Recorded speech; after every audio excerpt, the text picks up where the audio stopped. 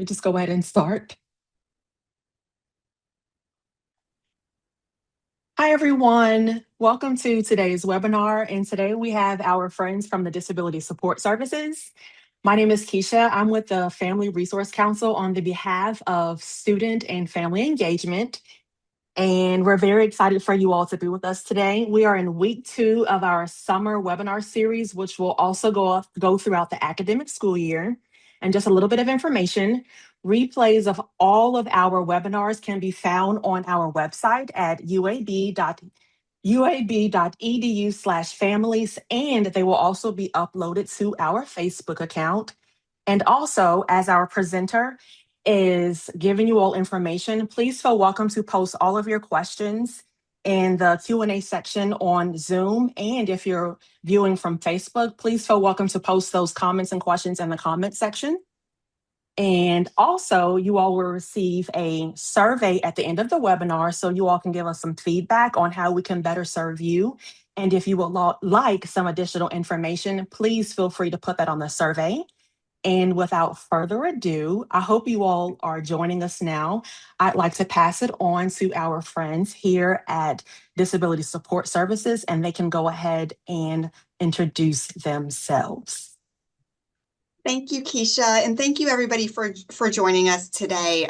My name is Valerie Dubose, and I am the Associate Director here in Disability Support Services at UAB. And it's my pleasure to join you all today to talk a little bit about our office, to give some information about the services that we offer so that you have all of the information to equip your students to be ready to begin here at UAB. So to get us started, a little bit about our office. So Disability Support Services, our primary mission is to ensure that we are providing an accessible university experience for all of our students. So we are working to ensure that programs, activities, courses are all going to be accessible for our students with disabilities.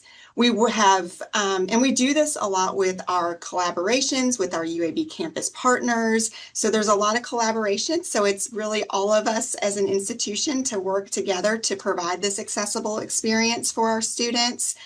In addition to working with our students on getting access to accommodations for their disabilities, we also serve as the university appointed office responsible for providing training, consultation, and advisement on disability-related topics. We consult a lot with faculty and staff here on campus to ensure that they are aware of their responsibilities in serving our students. So we are a little bit twofold. We certainly work with our students and ensuring that they have access to their accommodations.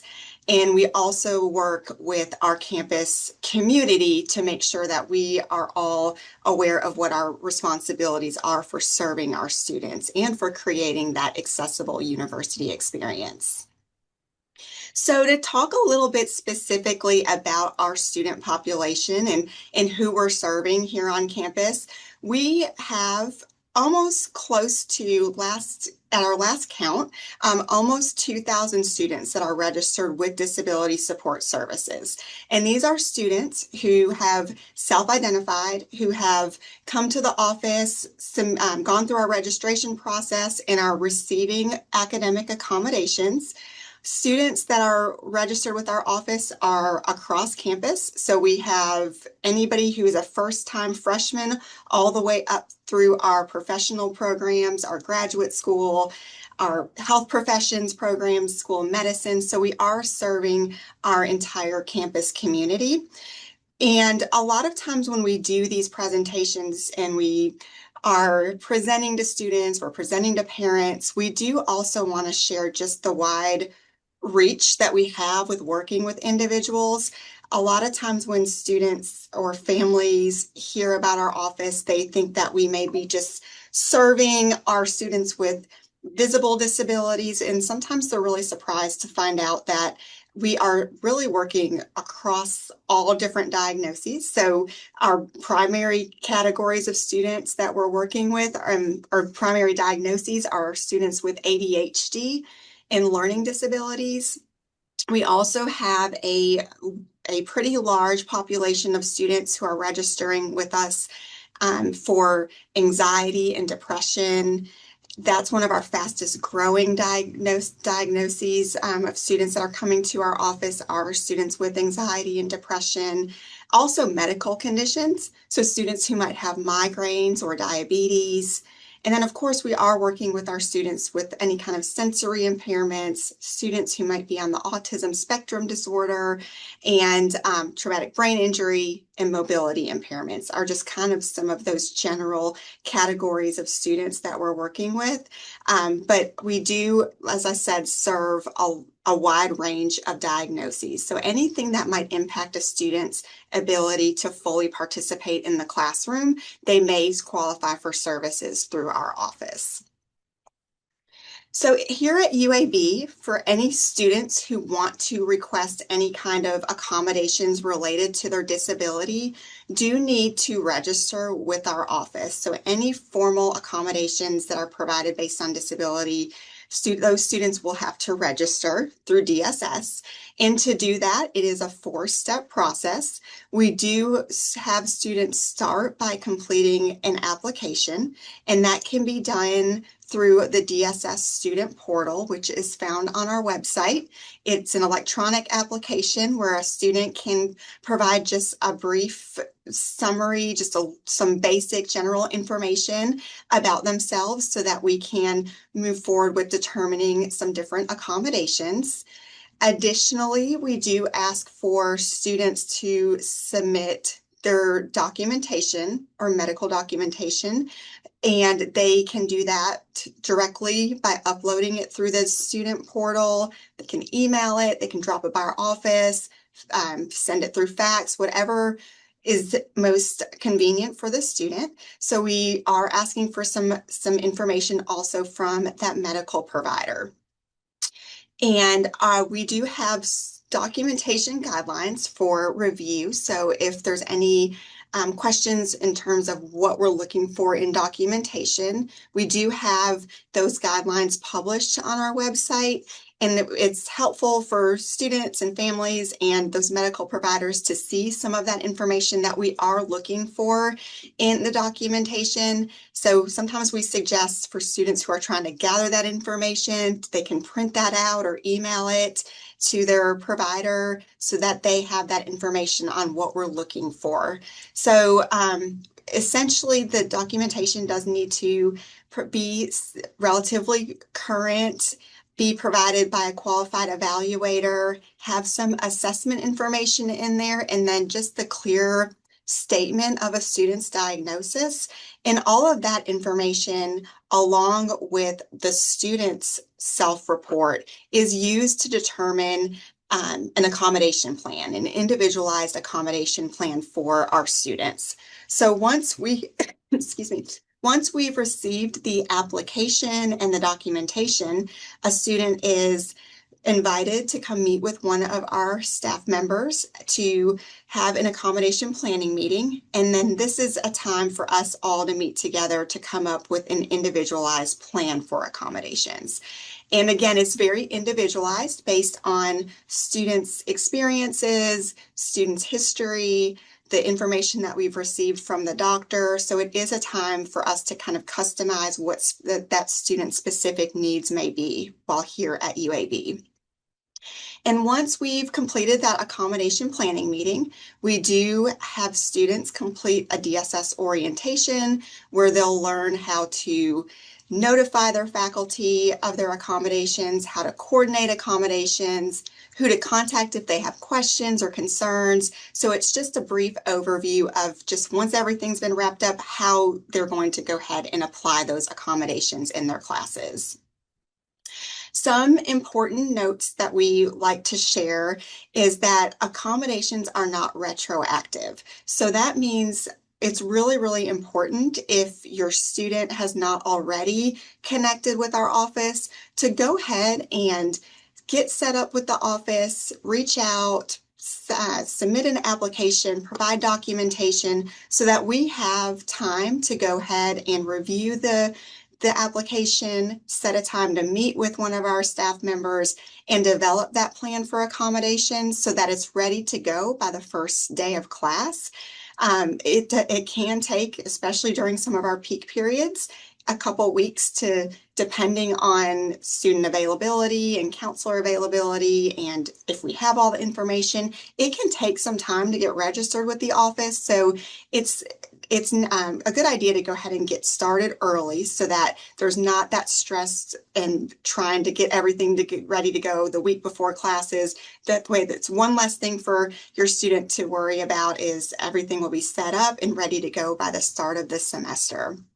Because if accommodations are not set up and a student starts classes without accommodations and maybe does not do quite as well as they had hoped, we are not going to be able to go back and let students retake tests or excuse absences if they weren't connected with the office initially. So it's really important to go ahead and stress to your student, if they haven't already, to get connected with our office so that we can make sure that they are ready to go. We get a lot of questions from students who might be coming from high school about IEPs and 504 plans.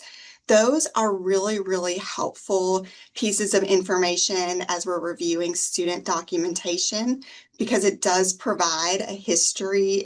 It shows us what a student may have received in high school, but sometimes those documents may not be sufficient as standalone documentation. It really depends. So if that's all you have, we do recommend to go ahead and get started with that, and then we can look to see if there's any information that we're missing.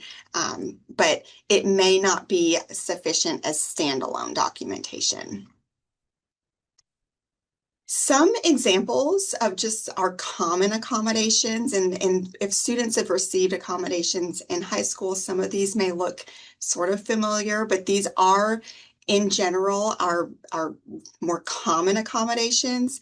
We do have right now, they can become very, very customized. So we do have a lot more offerings, but as of right now, our most common accommodations are things like testing accommodations. So students who may need some extra time on exams, taking their tests in a reduced distraction testing environment. Those are some of our very common accommodations for students who might need those testing accommodations. Note-taking support is also something that a lot of our students receive if they need some assistance with capturing lecture information. We work on alternative formats. So if a student needs paper-based or a digital version of a test or handouts, that's something that some of our students receive. Students who have conditions that may cause unanticipated flare-ups that might impact their attendance, we may look at some reasonable flexibility with attendance policies. Our office also works with students who might need some assistive technology. So we do offer and have a resource of different apps that could be helpful, note-taking apps, reading software, text-to-speech, speech-to-text softwares, if any students are needing some assistive technology type of support. And then sign language interpreters and captioning are also some of the accommodations that are provided through our office. Again, this is not an exhaustive list, and everything is very individualized. So we just thought it would be helpful to show just some of the common accommodations that students are provided here at UAB. So once a student has been through the process, gotten registered, is ready to go, start applying accommodations in their courses, they do at UAB and in college, it really is up to the student on who they want to send accommodation letters to, which teachers they want to notify, which accommodations they want to utilize in the classroom. And all of that management and coordination is done electronically through that DSS student portal. So each semester, a student can log into that portal. Their classes are input into the student portal. They'll select which classes they want to make accommodation requests in. They can customize accommodation letters for a class. So if there's a class that doesn't have tests and the student has a testing accommodation, they don't need to request that. They can really customize it based on the class. And that notification will then be sent to the faculty member, and they'll get that electronic notification, and that will go ahead and start the process for implementation in each course.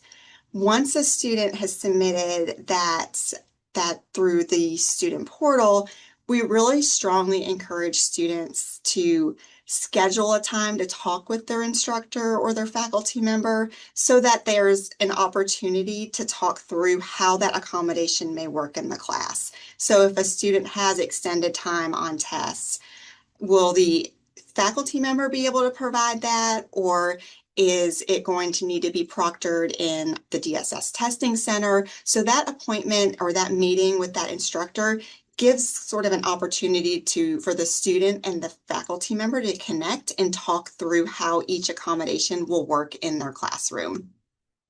We really, really encourage, and this is something that I think families can help students do in preparation for coming to UAB, is just stress the importance of staying in communication. So the earlier our office knows if there's an issue with an accommodation or difficulty receiving an accommodation, to let somebody know as soon as possible. So that's what our office is here for. We are here as a support for the student too. So they're not alone in navigating their accommodation requests. If they have questions about how to implement an accommodation, if they have questions about how to talk to an instructor, that is our role. So we are here as a support, and we do want students to know that the earlier that they let us know that they have a question or there's an issue, the better. We are here to help, and it's so much easier for us to help and resolve an issue the earlier that we know about the issue. So self-advocacy is really, really important for students when they start college and here at UAB. And so one of the things that's really different in the college setting than the high school setting is that there's a lot more student responsibility in going forward and in implementing and taking ownership in their accommodations.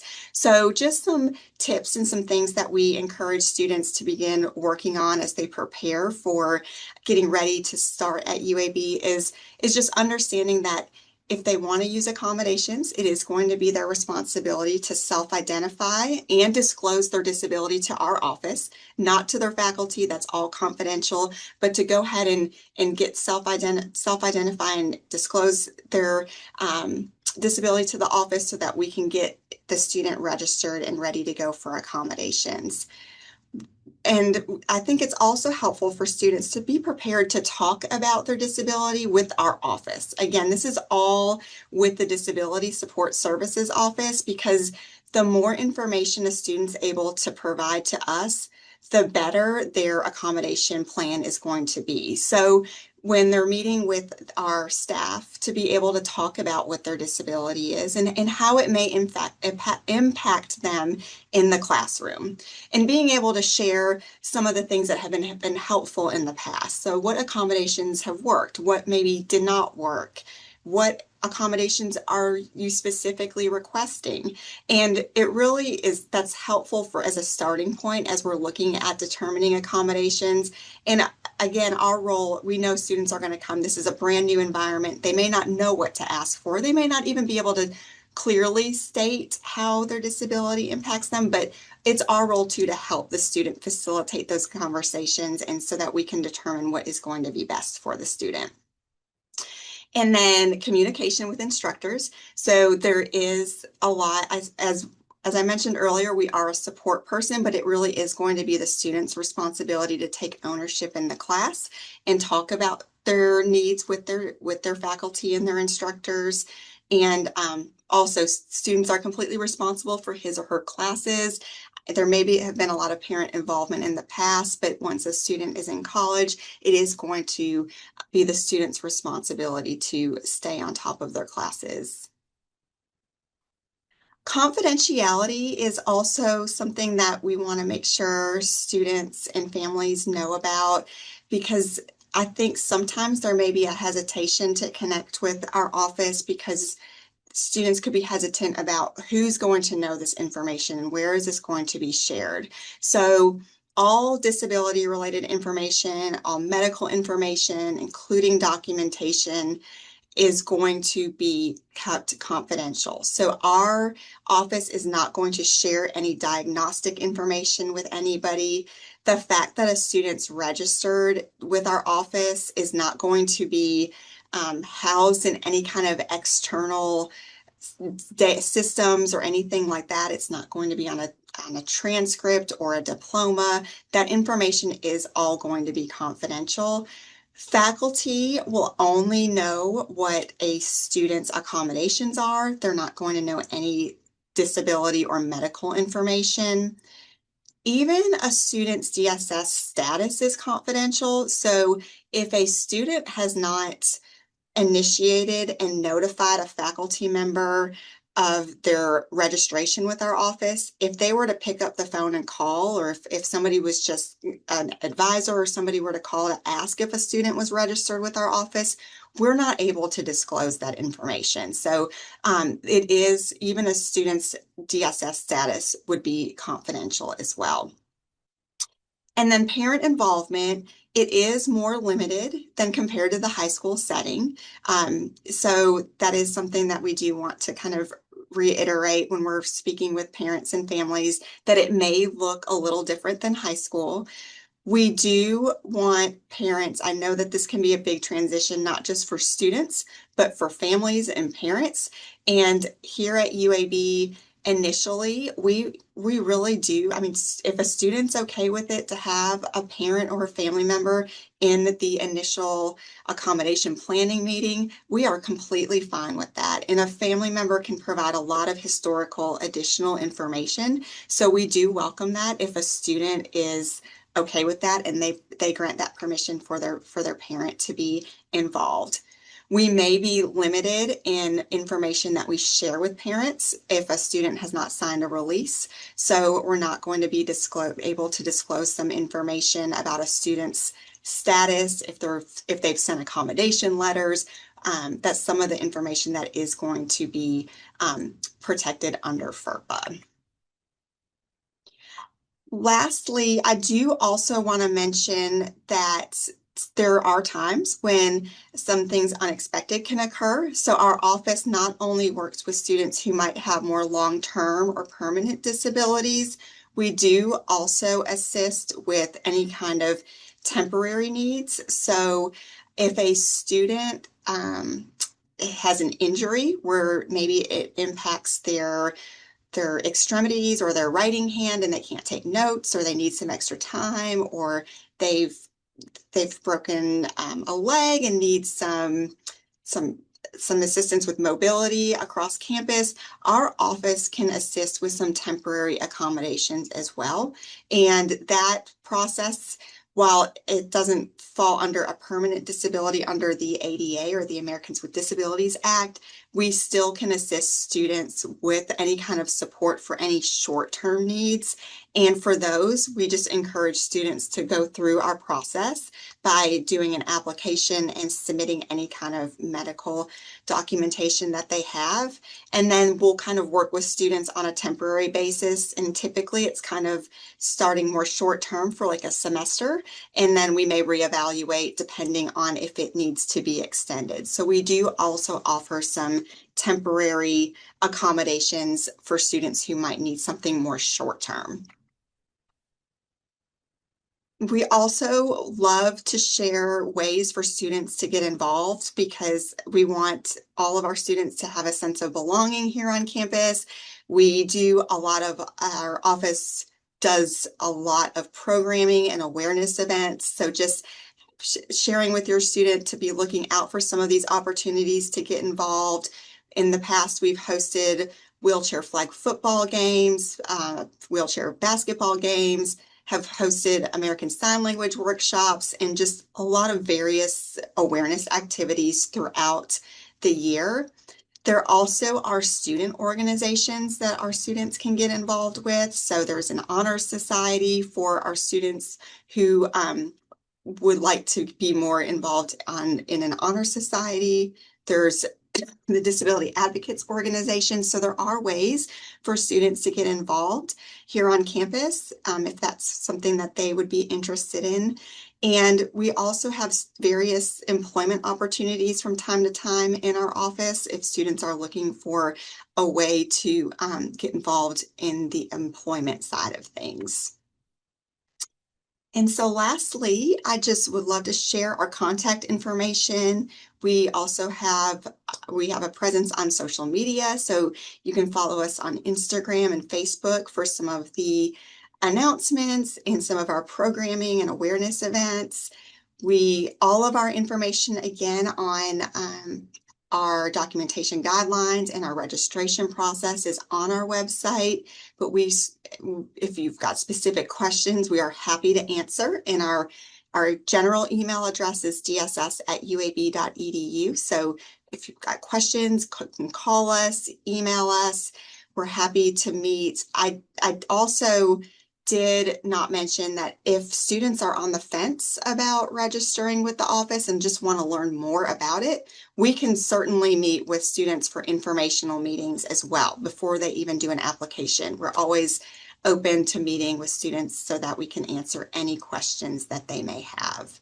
So that is all that I have prepared to share today. So I'm happy to answer any questions if there's any questions that have come through, but just want to again welcome everybody to UAB and just encourage anyone to reach out to us if they have any questions. Thank you so much, Valerie. I found that information to be very helpful, and I hope that you all did also. And at this time, we'd like to open up the chat and the comment section on Facebook for you all to ask any questions that you all might have for Valerie. So please post your questions in the chat or the Q&A section on Zoom, and then in the comment section on Facebook. So Valerie, while we are waiting, I do have a question for you. Yes. So my student is not a freshman, but I remember going through orientation and listening to all of the information that was presented to us regarding disability services support. What recommendations do you have for students and family members who are trying to decide whether or not you all's office and department can help them as they're trying to make that transition, from high school services and then support in college? What recommendations do you have? Because sometimes people can have a fear that, they may be labeled and it may hinder something on a resume or when they're going further in their academic years. What kind of recommendations do you have? What kind of answers or support can you offer them? Of course, I really think, as I said, we do have students who might be a little bit hesitant to register, to go ahead and reach out to our office and meet with one of our staff members. I think sometimes there may be a fear of the unknown, and for meeting with one of our staff members, we're happy to talk with students to figure out. And I will say, one of the things you did say, Keisha, too, is students can register with our office at any time. So while we encourage you to go ahead and get connected with us before the start of the semester, there's times when there's a new diagnosis, and we are meeting with students mid-semester at the end of the semester to get set up with the office. So students really can register with our office at any time. We do want to just, if there's even a possibility of needing accommodations and a known diagnosis, we do just encourage students to get set up with us early, just so that you're set up for success, because like I said earlier, we can't go backwards and do any kind of retroactive accommodations. But we do have students who come to our office and they just maybe want to get registered. Then they get into the classes and they're realizing they may not actually need those accommodations and not use them. So it really is all up to the students, and it's in their control of when they want to use their accommodations. But I think to answer your question, Keisha, is I would just encourage students to reach out to us and meet with us. We can talk over the phone, Zoom, in person, just so that we can answer any questions and even set students up with if they want to. We've done, while we don't have an established mentorship, I think talking to other students who they might know who are connected with the office and hearing from their experience as well. That was really good. Thank you, Valerie. I'm not seeing any questions just yet, so I'll just ask one more because sometimes people they'll have a question or they may not want to ask a question and then they'll think about it later. What about students who may not have a diagnosis, if anything, like you stated, and then they meet with they may go to the doctor's office on campus, and then they find out that maybe they're struggling with something else. What does that look like when they come to your office at that point? What does that look like? Yeah. And that's a great question too. And that's something that I did not mention is that we do have a strong partnership with our campus partners here on campus. We collaborate a lot with student health services and with student counseling services. So there may be times that a student might be struggling and might not have ever been diagnosed before. And we've had students reach out to our office where it might not be that they have an established diagnosis yet, but meeting with us, we can kind of get a student connected depending on their circumstances. So are there things that they've said that we thought, well, maybe it would be worth connecting with this office. And then if there's a new diagnosis, the student can get registered with our office. If there's not a diagnosis and a student's just needing some support, our office is here to also help refer students. So if it's not something that we would establish a student getting connected with us, we want to be able to get a student connected with different resources. So would it be student and assistance and support? Is that an office that we can get a student connected with? So we're all within the Division of Student Affairs and work really closely with our campus partners. So all that to say is we want to be able to help students get connected with the office that can help them. Thank you. That was also excellent information as well. And one last question, because it's not a bad thing that I don't see any questions. I think that you and I are just bringing up the things that maybe some people are thinking about. One last question. I think it just left me. Did it leave me? Oh my goodness. Well, I guess that's a great opportunity for someone to put it on the survey because I'll have to fill out a survey as well. Um, I can't think of what I was going to ask. Oh my And I will goodness. say, I know sometimes when we do these, this is we are an office where sometimes it's more confidential information. So I will say we don't get a lot of questions sometimes when we do presentations. So I completely understand. And I do want to encourage people, if you do have a specific question and would like to just reach out to us directly, we're happy to answer any questions. Oh, this is the last one, and then we can wrap it up. I'll let you leave your lasting remarks. One thing that we learned as since having a student at UAB and then being involved with the family council, the support at the collegiate level is completely different. So can you express, can you inform the parents and the guardians and the students, the benefits of being involved with the support system in your department and the other departments that are connected together and what that looks like? Right. So there, as you know, I said earlier that the parent and family involvement is different in the post-secondary or college setting. So students who might be coming from high school might have relied heavily on a lot of communication back and forth with their parents, and the parents might have been initiating a lot of that contact. And since there is that shift when students get to college, I think that's why it's so important for a student to feel connected with their contact and disability support services, because we can be that assistance and that support and help students navigate some of those conversations with their faculty members. Or if there is an issue, we can help work through that as well. So I think that's something that's really important too. And students who get connected with our office, I will say once a student's registered with us, they are assigned a case manager. So they do have a direct point of contact and somebody who will be with them and their point of contact for their entire time at UAB. So that I would hope would be something that would be somewhat comforting for students and parents to know that they've got somebody within our office to help them navigate if they have questions or concerns um, and even if it's not related to disability support services, if we're not the office that can help resolve that issue, we want to get that student connected with who we can help them. So they do have that point of contact within our office to help facilitate and navigate some of those potential challenges that may arise. Thank you, Valerie. So I'm not seeing any additional questions and I don't have any additional questions. And like I stated earlier, or if you all are just now joining us, we will be sending you all a survey that you all are encouraged to fill out so you all can let us know how we can better assist and serve you all throughout the academic school year, not just for yourselves, but most importantly, your students. And you can ask questions. Please make sure that you take a screenshot of the information that is on your screen so you can contact our friends at the Disability Support Services. And our next webinar is going to be on the 17th, which is next week.